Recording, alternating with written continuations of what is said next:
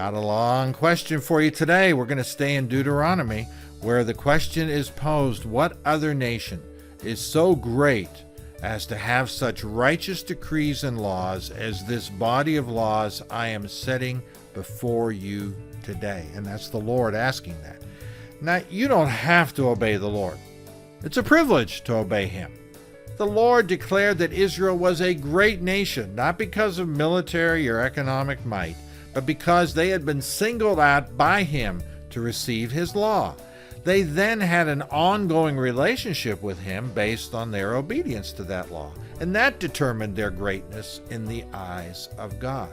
Now, do you see yourself as great because of what God has done for you? Are you walking in the power of this greatness by rejoicing in, studying, and obeying God's word?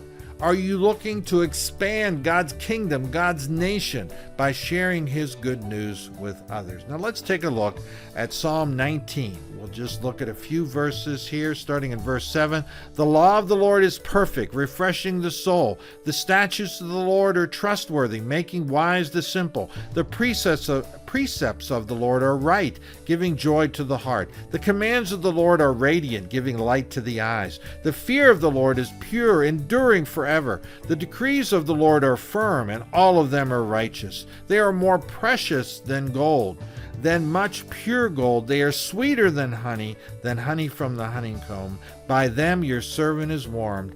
In keeping them there is great reward.